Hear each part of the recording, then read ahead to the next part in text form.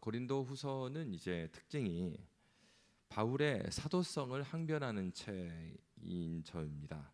그래서 고린도 후서는 처음부터 끝까지 사도 바울의 사도직을 항변하는 내용으로 이어지는데 고린도 교회는 바울의 사도성을 의심했습니다.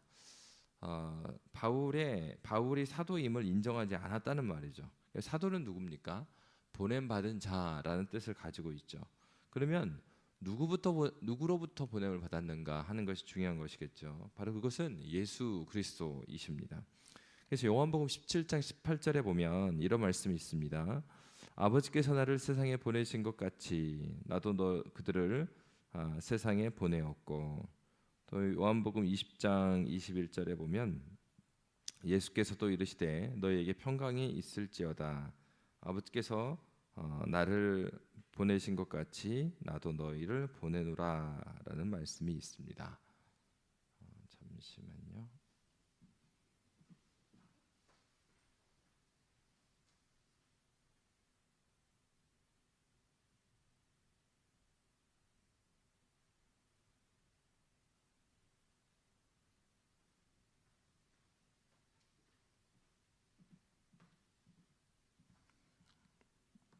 네.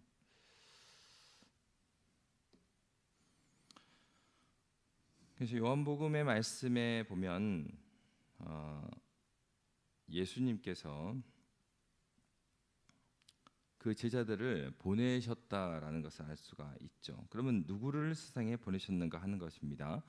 그러면 사도라고 했을 때 중요한 부분은 이제 두 가지 내용이 중요합니다. 하나는 예수님의 공생애 때에 그들과 함께 했는가 하는 부분이고요.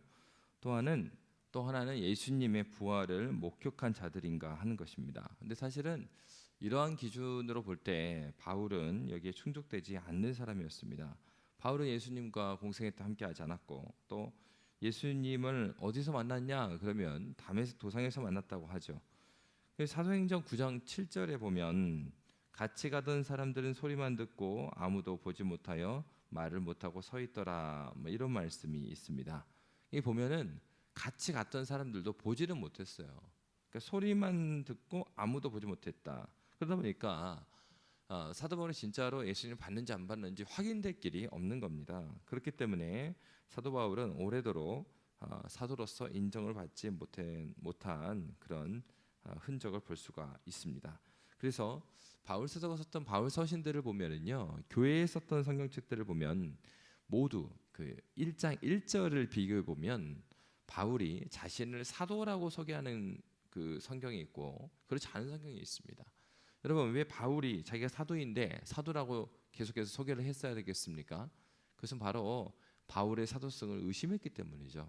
그래서 로마 교회, 또 고린도 교회, 또 갈라디아 교회, 에베소 교회, 골로새 교회, 이 로마서, 그 다음에 고린도서, 갈라디아서, 에베소서, 골로새서, 이 말씀들은요 1장 1절에 보면 모두 사도라는 얘기가 나옵니다. 그런데 빌립보서나 데살로니가 전후서를 보시면 바울이 주의 종 이렇게 문안을 표현하지 사도인 내가 이렇게 표현하지 않아요. 그러니까 그 얘기는 무엇이겠습니까? 빌립보 교회와 데살로니가 교회는 바울의 사도성을 인정했던 교회라 하는 겁니다. 근데 또 이 공교롭게 바로 이렇게 1장 1절에 나와 있는 이 바울의 사도성을 말했던 성경들과 그리고 그렇지 않은 교회, 그러니까 빌립보 교회, 데살로니가 교회의 특징은 빌립보 교회, 데살로니가 교회에는 빌립보 교회, 데살로니가 교회는 이 바울의 사역을 후원했던 교회입니다. 그러니까 어찌 보면 당연하겠죠.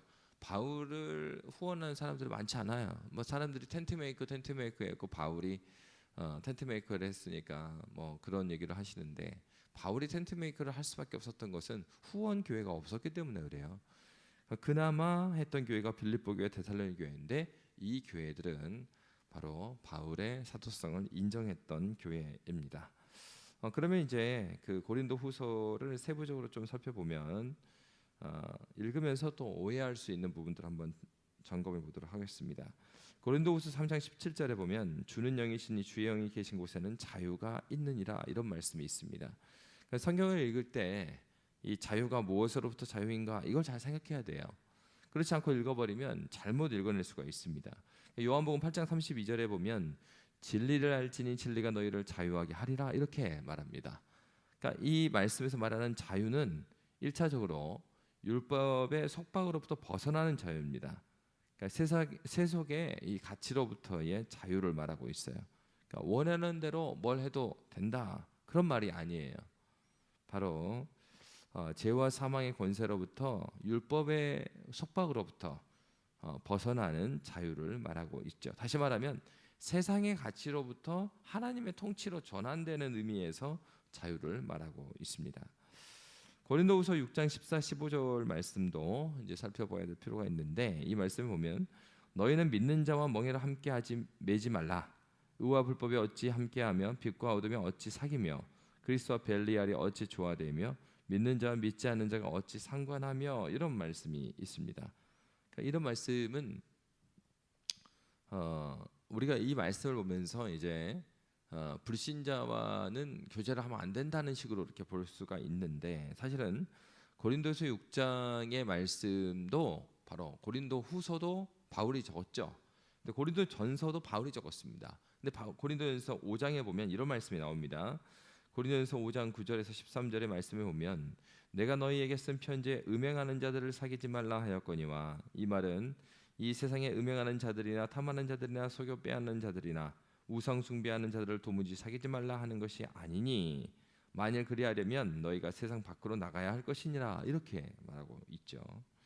그럴 뿐만 아니라 이제 12절에 보면 밖에 있는 사람들을 판단하는 것이야 내게 무슨 상관이 있으리오마는 교회 안에 있는 사람들이야 너희가 판단하지 아니하랴. 밖에 있는 사람들은 하나님이 심판하느니와 이 악한 사람은 너희 중에 내쫓으라 이렇게 되어 있습니다. 이 말은 소리가 좀 안 나가는 것 같아요. 소리 한번 체크 좀 해주세요. 인터넷에 소리가 안 나가는 것 같아요. 그래서 고린도전서 5장 말씀을 보면 바울 사도는 음행하는 자들과 사귀지 말라라고 했는데 뒤에 보면은 또 그 밖에 있는 사람들을 판단하는 것이 내게 무슨 상관이 있으리요 이렇게 말하거든요. 그리고 밖에 있는 자들은 누가 심판하신다고 하냐면 하나님이 심판하시리라 이렇게 말합니다. 그러니까 결국 이 말씀은 어떤 말씀입니까? 지금 사도 바울이 말하고 있는 것은 믿지 않는 자들에 대해서 말하고 있는 것이 아니라는 얘기예요. 그래서 고린도 전서나 후서나 지금 교회 안에 성도들을 대상으로 말하고 있어요. 그래서 고린도후서 6장 14, 15절의 말씀도 너희는 믿지 않는 자와 멍에를 함께 매지 말라. 의와 불법이 어찌 함께하며 빛과 어둠이 어찌 사귀며 그리스도 벨리알이 어찌 도화되며 믿는 자와 믿지 않는 자가 어찌 상관하며 이런 말씀은 지금 믿지 않는 자와 교제를 말하는 게 아니고요. 고린도 교회 안에 있어요. 그러면서 그들이 교인이라고 합니다. 그래서 5장에서 뭐라고 말하냐면 어떤 형제라 일컫는 자들 이런 표현이 나옵니다. 그러니까 교회 안에 그들이 그리스도인이라고 생각하고 그리스도인이라고 말하는 사람들 중에 어떤 사람이 있다는 거예요. 그리스도인답지 않게 행동하는 사람이 있어요. 그래서 어떻게 해요? 의와 불법을 함께 하고 있고 빛과 어둠의 사귐을 하고 있고 그리스도와 벨리알 그러니까 우상이잖아요. 그러니까 예수와 우상을 조화롭게 믿는 것처럼 하는 자들. 그러니까 교회는 나오지만 그 그리스도인답게 살지 않는 사람들에 대해서 지금 말하고 있는 거죠. 그러한 자들에게 경고를 하고 있는 것입니다. 그리고 고린도후서 10장부터 13장은 이제 굉장히 중요한 부분인데 사도가 사도로서 얼마나 수고하고 애써 왔는지를 강변하는 내용입니다. 그래서 이 말씀에서 사도 바울은 누가 예수의 진정한 제자인가 이런 말을 하면서 그 핵심을 뭐라고 말하면 예수님께서도 먼저 고난을 받으셨죠. 빌립보서 말씀에 보면 그가 고난을 받으시고 그를 모든 이름 위에 뛰어난 이름을 주신 것은 하나님이십니다. 그는 죽기까지 복종하셨죠. 무슨 말입니까? 그리스도인들에게 있어서는 먼저 고난이 있습니다. 그런 후에 영광이 있는 것입니다. 그래서 고린도후서 10장 10절에 보면 그들의 말이 그의 편지들은 무게가 있고 힘이 있으나 그가 몸으로 대할 때에는 약하고 그 말도 시원하지 않다 하니 이런 말씀이 있습니다.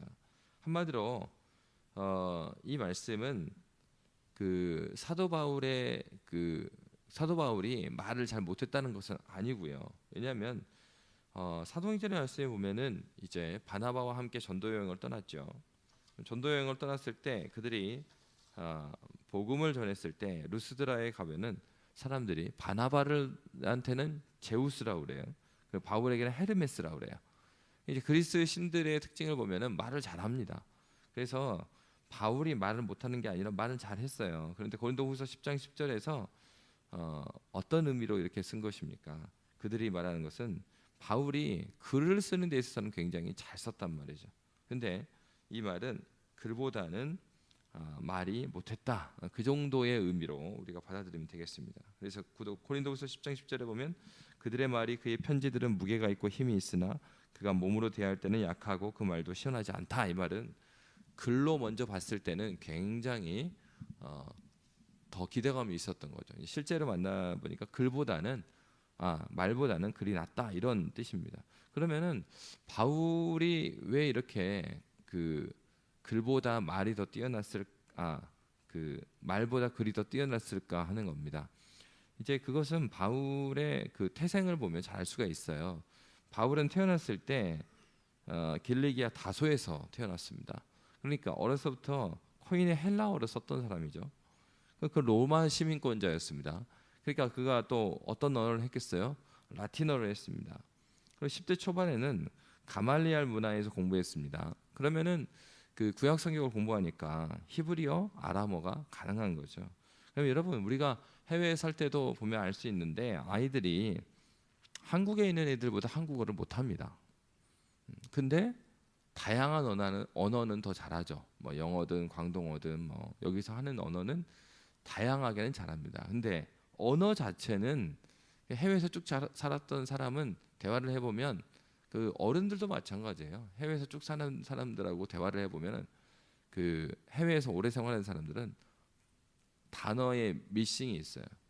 최근에 쓰는 단어를 안 써요. 그리고 이미 안 쓰는 단어를 씁니다. 그런 거죠. 사도 바울도 바로 여러 가지 언어를 썼고 또 다른 나라에서 좀 살아왔던 사람이기 때문에 그들과 대화를 하면 소통은 되지만 그 언어에 있어서는 왠지 쭉 그 헬라어를 썼던 사람처럼 느껴지지 않는 그런 부분이 그들에게 있었던 거죠. 그래서 당시 지중해 문화권에서는 누구를 만나도 소통이 가능했어요. 그렇지만은 최소한 4개의 언어 이상을 사용했던 사람이었기 때문에 그 언어만 썼던 사람들이 볼 때는 조금 어눌해 보일 수 있었습니다. 다음은 고린도후서 12장 말씀인데요. 이제 고린도후서 12장에는 바울이 육체의 가시, 이런 말씀이 나옵니다. 고린도후서 12장 7절부터 9절의 말씀을 보면 여러 계시를 받은 것이 지극히 크므로 너무 자만하지 않게 하시려고 내 육체의 가시 곧 사탄의 사자를 주셨으니 이는 나를 쳐서 너무 자만하지 않게 하려 하심이라. 이렇게 말하고 3번 주님께 간구했지만 하나님께서 들어주시 않으셨습니다. 그에 대해서 사도 바울은 9절에 나에게 이르시기를 내 은혜가 내게 족하도다. 이는 내 능력이 약한 데서 온전해짐이라 하신지라.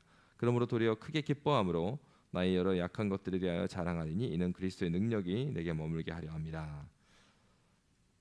바울은 오늘날로 하면은 굉장히 스펙이 좋았던 사람이죠. 대단했던 사람이죠. 그리고 또 그럴 뿐만 아니라 영적인 체험도 놀라운 사람이었습니다. 다메섹 도상에서 부활하신 예수를 만나는 것이나 그리고 3층 천을 체험한 그런 부분들을 보면 영적인 세계도 굉장히 풍부했던 사람입니다. 바로 그렇기 때문에 사도 바울이 자신이 해석하기를 내가 너무 자만하지 않게 하시려고 하나님께서 나에게 육체의 가시를 주셨고 육체의 가시를 고쳐달라고 했던 부분을 하나님께서 고쳐주지 않은 것이 나에게 은혜로 나는 생각하고 바로 내 능력이 약한 데서 온전해짐에 나는 감사한다, 기뻐한다, 나의 약한 것들을 자랑한다 라고 말하고 있습니다. 결국 무슨 말입니까? 바울은 A라고 기도 제목을 놓고 기도했지만 하나님께서는 B라고 응답해 주셨습니다. 기도 응답에는 예스와 노와 웨이팅이 있겠죠. 근데 중요한 것은 어떠한 응답이 오더라도 바울과 같은 자세가 중요한 것입니다. 나보다 나를 더 잘 아시는 하나님께서 나에게 필요한 응답을 현재 주고 계신다 하는 그런 믿음을 가지고 그리고 우리는 기도해야 될 것입니다.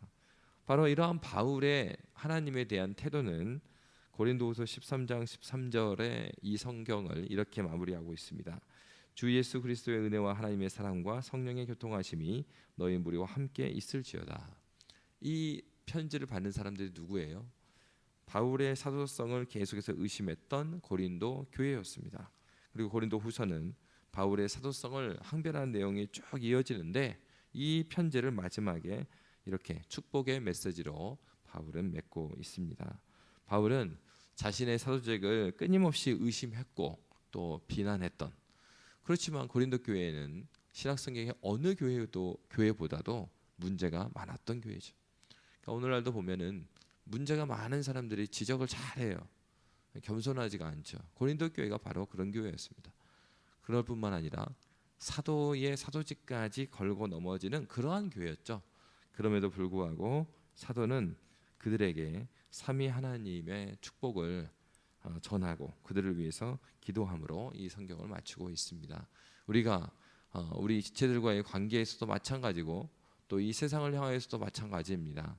우리는 그리 아니하실지라도 주님께 감사하고 또 하나님의 뜻을 존중하고 하나님의 섭리를 인정하면서 세상을 축복하고 또 교회를 위해서 기도하는 믿음의 교회가 되시기를 주의 이름으로 빕니다. 함께 기도하겠습니다.